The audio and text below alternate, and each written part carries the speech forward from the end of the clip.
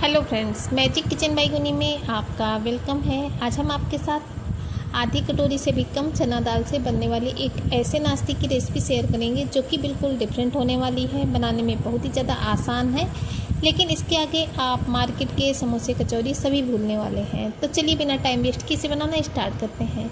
तो इस रेसिपी को बनाने के लिए हमने आधे कटोरी से भी कम चने की दाल ली थी, जिसको कि हमने 5 घंटे के लिए पानी में भिगो करके छोड़ दिया था। और जब हमारी दाल बढ़िया अच्छे से भीग गई थी तब हमने इसे 2-3 पानी से अच्छे से वॉश कर लिया है, और जितना भी इसका एक्स्ट्रा पानी था वो हमने निकाल देना है। इसके बाद में दाल हमने ले ली है और दाल जो है वो बढ़िया अच्छे से भीग चुकी है। चलिए अभी हमें इसे लेकर के चलना है गैस की तरफ। तो गैस में एक कढ़ाई चढ़ाएंगे और उसमें हमने डाला है थोड़ा सा सरसों का तेल। और जब हमारा ये सरसों का तेल जो है वो अच्छे से गर्म हो जाएगा तो जो हमने चने की दाल को भिगो करके रखा था उस पूरी ही दाल को हम इसमें ऐड कर देंगे। और इसके बाद में लो टू मीडियम फ्लेम पे चलाते हुए हमें दाल को बढ़िया अच्छे से भूनना है। तो लगभग 3 मिनट के करीब इसे हम अच्छे से भूनेंगे तो जो हमारी चने की दाल का कच्चापन है वो दूर हो जाएगा। तो 3 मिनट के करीब हो चुके हैं इसे बढ़िया अच्छे से हमें भूनते हुए। तो अभी चलिए इसमें ऐड कर देते हैं थोड़ा सा मसाले। तो सबसे पहले तो इसमें डालेंगे थोड़ा सा कच्चा जीरा, और थोड़ी सी ही हमने इसमें अजवाइन ऐड की है, क्योंकि चने की दाल है इस वजह से अजवाइन ज़रूर से ऐड करें। बहुत ही अच्छा सा जो टेस्ट होता है वो अजवाइन का आता है, और का भी जो टेस्ट होता है वो बहुत ही अच्छा आएगा। इसके बाद में हमने ले लिए हैं 15 से 20 बिल्कुल ताज़े और फ्रेश करी पत्ता। उनको इस तरीके से तोड़ करके इसमें ऐड कर देंगे। बिल्कुल ताज़े और फ्रेश करी पत्ता हमने लिए हैं। अगर आपके पास ताज़े नहीं हैं तो आपके पास अगर सूखे हुए करी पत्ते हैं तो आप उनका भी यूज कर सकते हैं। अब इन दोनों चीज़ों को बढ़िया अच्छे से हमें मिक्स करते भून लेना है, जिससे कि जो दाल का कच्चापन है वो भी दूर हो जाएगा और जो मसाले हैं वो भी भुन जाएंगे। अब इसके बाद में हमने एक ही छोटी कटोरी कच्ची मूंगफली ली है, जिससे कि जो हमारा नाश्ता बन करके रेडी होगा उसका टेस्ट बहुत ही डिफरेंट आएगा। अब इसे भी हमें चने की दाल के साथ अच्छे से मिक्स करना है और अच्छे से इसे भूनना है, और इस तरीके से हम इसे चलाते जाएंगे और भूनते जाएंगे तो जो हमारी दाल और मूंगफली है वो अच्छे से भून जाएगी।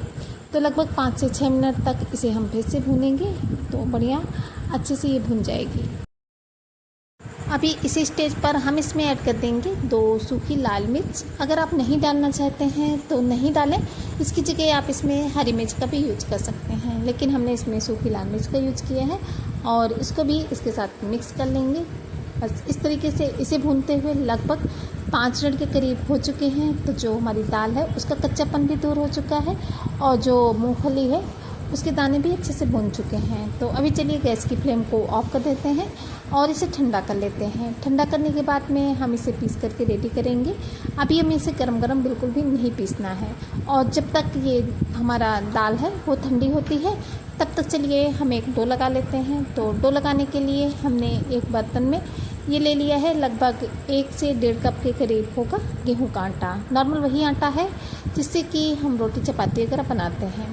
बस आटे को अच्छे से छान कर लेना है। इसके बाद में आधा कप हमने ली है मैदा। आप चाहें तो इसे पूरा ही गेहूं के आटे से बना सकते हैं या फिर पूरा ही मैदा से, लेकिन दोनों चीज़ों का यूज करने से जो नाश्ता है वो टेस्टी भी बनेगा और हेल्दी भी बनेगा। थोड़ी सी अजवाइन ले ली है, उसको इस तरीके से थोड़ा सा हाथों से क्रश करके डालेंगे ताकि जो अजवाइन का फ्लेवर है वो उभर कर आए। आधा चम्मच के करीब हमने इसमें नमक ऐड कर दिया है। इसके बाद में डालेंगे 3 से 4 चम्मच के करीब देसी घी। अगर आप चाहें तो इसमें घी की जगह रिफाइंड ऑयल भी डाल सकते हैं, लेकिन घी डालने से जो फ्लेवर होता है वो बहुत ही अच्छा आता है। अब चलिए इन सभी चीज़ों को अच्छे से हमें मिक्स करना है ताकि जो मोयन है वो परफेक्ट लग जाए। मसल कर 2 से 3 मिनट तक बहुत ही बढ़िया से मिक्स करेंगे ताकि बिल्कुल आटे और मैदे में मोयन परफेक्ट लग कर के रेडी हो जाए। इस तरीके से जब आटे की मुट्ठी बनने लगे तो आप समझिए कि जो आपका मोयन है वो बिल्कुल परफेक्ट है। अगर आटे की अच्छे से मुट्ठी ना बने तो आप इसमें 1 से 1.5 चम्मच घी और ऐड कर दें तो बिल्कुल परफेक्ट आपका जो मोयन है वो लग कर के रेडी हो जाएगा। चलिए अब इसका डो लगा लेते हैं। तो डो लगाने के लिए इसमें एक साथ पानी नहीं डालेंगे, थोड़ा थोड़ा करके ही पानी ऐड करेंगे ताकि बिल्कुल परफेक्ट सा सॉफ्ट सा हमारा डो लग करके रेडी हो। क्योंकि एक साथ पानी डालने में क्या होता है, कभी कभी जो डो होता है वो गीला भी हो सकता है। इस वजह से पानी थोड़ा थोड़ा ही डालें ताकि बिल्कुल परफेक्ट जैसा हमें डो चाहिए वैसा ही मिल करके रेडी हो। 4 से 5 मिनट तक इसे हम अच्छे से भूनेंगे ताकि बिल्कुल बढ़िया अच्छा सा सॉफ्ट सा हमारा डो बन करके रेडी हो जाए। तो इस तरीके से 5 मिनट के करीब हो चुके हैं इसे मसलते हुए। तो परफेक्ट जो हमारा डो है वो लग करके रेडी हो चुका है। चलिए अभी इसे हम ढक करके रख देते हैं ताकि ये बढ़िया से सेट हो जाए, ताकि जितना अच्छे से हम इसे थोड़ा सा रेस्ट के लिए छोड़ेंगे उतना ही परफेक्ट हमारा डो है वो बन करके रेडी हो जाएगा। तो लगभग 10 मिनट के बाद में इसे हम चेक करेंगे। तब तक चलिए आगे का प्रोसेस देख लेते हैं। तो अभी हमने ले लिया है एक खाली मिक्सी का जार, और जो हम चने की दाल को भून करके रखे थे उस पूरी ही दाल को हमें ट्रांसफ़र कर देना है मिक्सी के जार में। तो इस तरीके से हमारी जितनी भी दाल थी उसको हमने इसमें डाल दिया है, और इसके बाद में मिक्सी जार का ढक्कन बंद करेंगे और इसका फाइन सा पाउडर बना करके रेडी कर लेंगे। तो चलिए इसे पीस करके लाते हैं। तो लीजिए फ्रेंड्स, ये रेडी हो चुका है। बढ़िया अच्छे से हमने इसे फाइन सा पीस करके रेडी कर लिया है। बस इसी तरीके का हमें इसे चाहिए था, इससे ज़्यादा फाइन भी ज़रूरत नहीं है और ना ही इससे मोटा। तो चलिए अभी इसे हम ट्रांसफ़र कर लेते हैं एक प्लेट में। तो हमारा जितना भी चने की दाल का ये पाउडर है उसको हमने इस प्लेट में निकाल लिया है। अभी इसे हम साइड में रख देंगे और हम लेंगे एक फिर से खाली बाउल, और बाउल में हमने ले लिए हैं 2 मीडियम साइज़ के बॉयल आलू, जिनको कि पहले से हमने बॉयल करके रखा था और छील भी लिया था। तो इनको हम इसमें ऐड कर देंगे, और इसके बाद में हमें लेना है एक मैसर, और मैसर से हम दोनों आलूओं को बढ़िया अच्छे से मैश करेंगे। और हाँ, आप चाहें तो पहले से आलू को ग्रेटर से ग्रेट करके या फिर मैसर से मैश करके या फिर हाथों से मैश करके कैसे भी ले सकते हैं पहले से ही। लेकिन चलिए फटाफट से अभी ही हमने दोनों आलूओं को मैसर से मैश कर लिया है। अब इसके बाद में हम इसमें ऐड करेंगे जो हम चने की दाल वाला मसाला जो पीस करके रखे थे उसे। तो बस इस तरीके से आधे पाउडर को हमें इसमें ऐड कर देना है। अभी पूरे को नहीं ऐड करेंगे, बाकी का यूज हम दोबारा रेसिपी बनाने में करेंगे, क्योंकि इतनी ही अभी हमें ज़्यादा नहीं बनानी है। और एक बारीक कटी हुई हमने इसमें प्याज ऐड कर दी है। अगर आप प्याज नहीं खाते हैं तो बिना प्याज के भी आप इसे बना सकते हैं। कलर के लिए डाल देंगे थोड़ा सा हल्दी पाउडर, आधा चम्मच के करीब धनिया पाउडर, 1/4 चम्मच डालेंगे लाल मिर्च पाउडर। अगर आप लाल मिर्च नहीं खाते हैं तो इसके बिना भी आप इसे बना सकते हैं, थोड़ा सा हरी मिर्च का यूज करके। चटपटा तीखा आप अपने हिसाब से कर लीजिएगा जैसा आपको पसंद हो। अब इसके बाद में डालेंगे आधा चम्मच के करीब सांभर मसाला, और आधा ही चम्मच हमने इसमें ऐड कर दिया है अमचूर पाउडर। इसकी जगह पे आप इसमें चाट मसाला या फिर नींबू का रस भी ऐड कर सकते हैं। उससे भी जो आपकी ये स्टफिंग है वो तीखी सी चटपटी सी बन करके रेडी होती है। अभी चलिए इन सभी चीज़ों को बढ़िया अच्छे से मिक्स करेंगे। टेस्ट के अकॉर्डिंग नमक ऐड कर देंगे, और इसके बाद में 1 चम्मच डाली है कसूरी मेथी, थोड़ा सा हाथों से इस तरीके से क्रश करते हुए। बहुत ही गजब का फ्लेवर आता है कसूरी मेथी का। और थोड़ी सी हींग ऐड कर देंगे। हींग ज़रूर से ऐड करें क्योंकि इसमें चने की दाल पड़ी हुई है, इस वजह से चने की दाल की किसी भी रेसिपी में जो हींग का फ्लेवर होता है वो बहुत ज़बरदस्त आता है। अब चलिए इन सभी मसालों को हमें बढ़िया अच्छे से मिक्स करना है ताकि जितने भी मसाले हैं वो परफेक्टली अच्छे से मिक्स हो जाएं और जितने भी मसालों का फ्लेवर है वो पूरी स्टफिंग में बराबर आए। तो इसे हम इस तरीके से पहले तो चम्मच से मिक्स करेंगे, और इसके बाद में चम्मच को हम थोड़ा सा साइड में रख देंगे और हाथों से इसे हमें अच्छे से मिक्स करना है ताकि जो मसाले हैं उनको परफेक्ट हमें अच्छे से मिला लेना है। तो इस तरीके से जो फाइनली हमारी स्टफिंग है वो बन करके रेडी हो चुकी है। अभी चलिए स्टफिंग को रख देते हैं साइड में, और इस नाश्ते के साथ खाने के लिए एक बहुत ही चटपटी सी तीखी सी मीठी सी चटनी बना लेते हैं। तो खट्टी मीठी चटनी बनाने के लिए हमने ले लिए हैं ये 4 कच्ची कैरियाँ, जिनको कि हमने बढ़िया अच्छे से धुल लिया है। धुलने के बाद में इन चारों ही कच्चे आम को हमें ट्रांसफ़र कर देना है एक भगोने में। तो एक भगोने को हमने गैस में चढ़ा दिया है और चारों आम हम इसमें डाल देंगे। आप चाहें तो इन्हें छील करके भी ले सकते हैं, लेकिन आज हमने इसी तरीके से फटाफट से इस चटनी को बनाकर रेडी किया है। तो चारों ही आम जो हैं उनको हम इसमें डालने के बाद में डालेंगे लगभग आधा से 1 गिलास करीब पानी, और गैस की फ्लेम को ऑन कर देंगे और इसे ढक देंगे, और 4 से 5 मिनट तक हमें आम को बॉयल होने देना है। 5 से 6 मिनट में ही जो हमारी ये कच्ची कैरी है वो अच्छे से बॉयल हो जाती है। तो कैरी जो है वो अच्छे से बॉयल हो चुकी है। अभी हम इन सभी कैरियों को निकाल लेंगे एक प्लेट में ठंडा होने के लिए। तो जब हमारी कैरी अच्छे से ठंडी हो जाएंगी तब हम इन्हें अच्छे से छील लेंगे। तो इस तरीके से एक एक करके हमने अपनी सभी कैरियों को छील लिया है, और जितना भी इनका पल्प होता है उस पूरे ही पल्प को हमें निकाल लेना है एक बाउल में। पल्प निकालते टाइम हम इसमें थोड़ा थोड़ा सा पानी डालते जाएंगे ताकि इसका जो पल्प है वो आसानी से निकल जाए। तो सभी कैरियों का हमने पल्प निकाल लिया है और छिलके में जितना भी ये लगा रह जाता है उसको भी हम अच्छे से चम्मच की सहायता से साफ़ कर लेंगे ताकि बिल्कुल भी हमारा जो पल्प है वो वेस्ट ना जाए। तो जितना भी हमारा ये आम का पल्प था इसको हमने बढ़िया अच्छे से मैश कर लिया है। चलिए अभी चलेंगे गैस की तरफ। तो गैस में एक कढ़ाई चढ़ा दी है हमने और उसमें हमारा जितना भी ये आम का पल्प था उस पूरे हमारे पल्प को हमें इसमें ऐड कर देना है।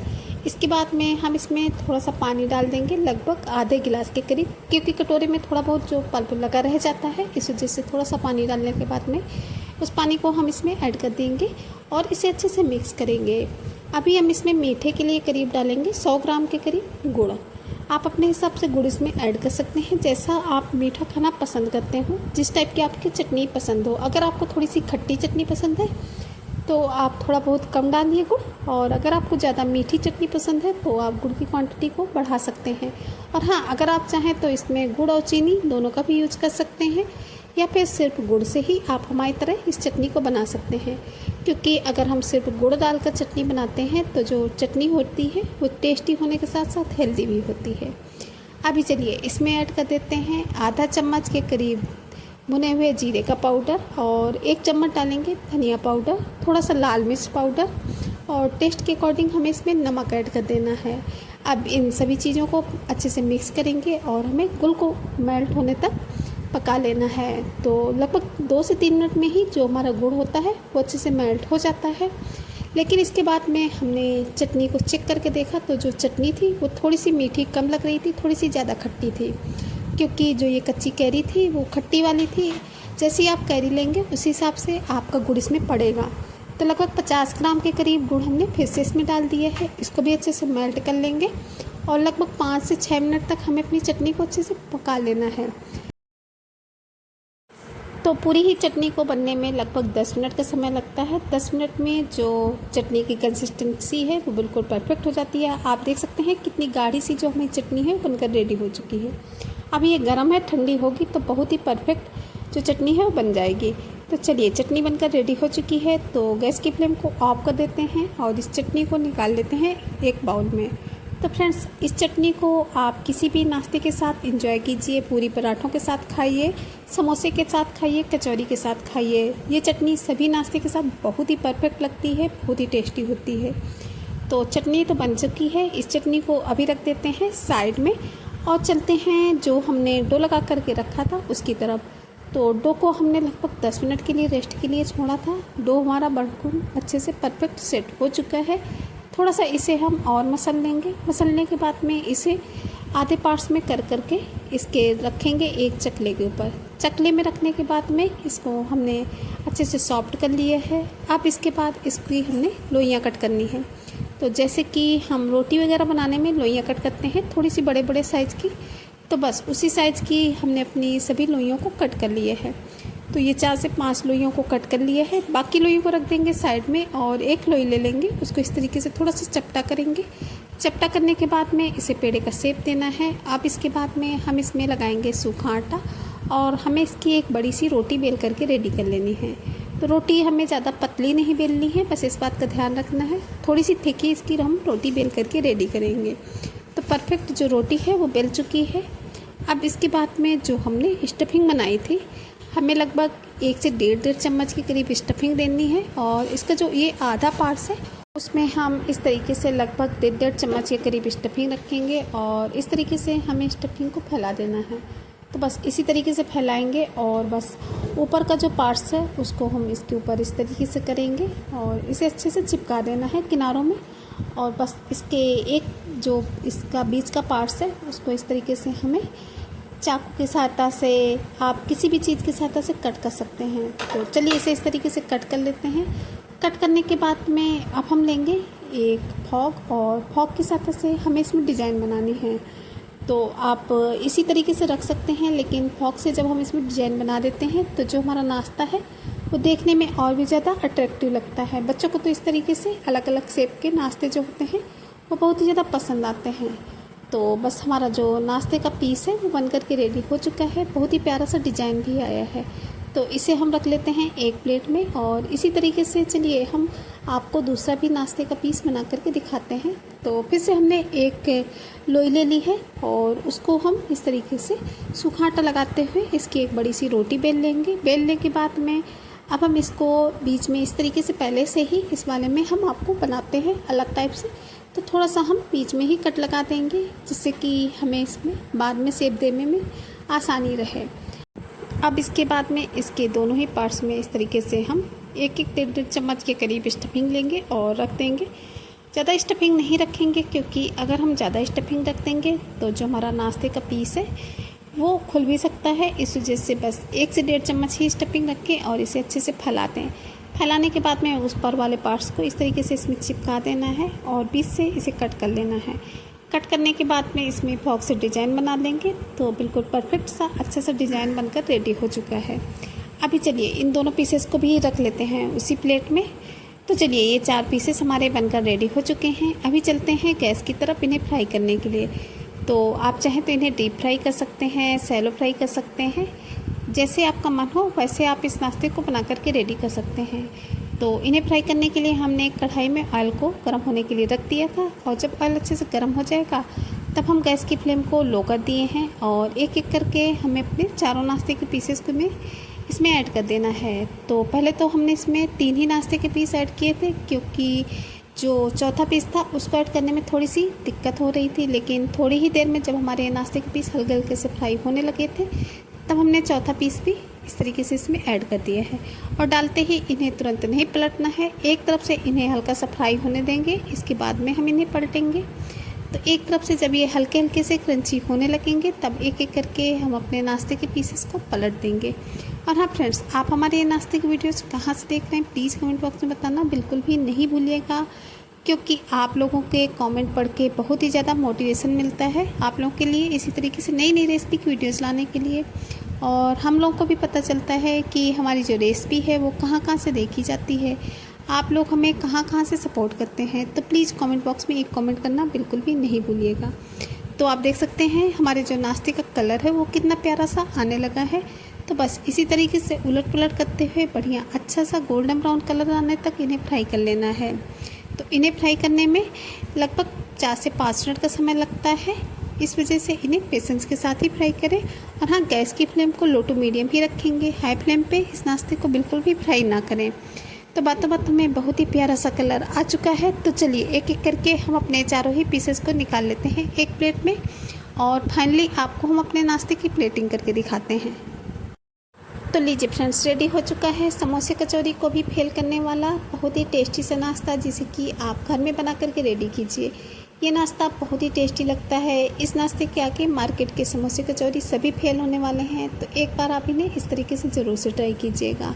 और हाँ, चैनल पर नए हैं तो चैनल को सब्सक्राइब करना बिल्कुल भी ना भूलें, वो भी बेल आइकन के साथ में, ताकि आने वाली वीडियोज़ की नोटिफिकेशन आपको टाइम पर मिलती रहे। और अगर आपको वीडियो थोड़ी सी भी पसंद आई हो तो प्लीज़ वीडियो को एक छोटा सा लाइक ज़रूर करें, ज़्यादा से ज़्यादा इसे फैमिली फ्रेंड्स के साथ शेयर भी करें। तो चलिए फ्रेंड्स, फिर चलते हैं, मिलेंगे किसी नई वीडियो में इसी तरीके की किसी नई यूनिक सी रेसिपी के साथ। तब तक के लिए bye bye, thanks for watching my video.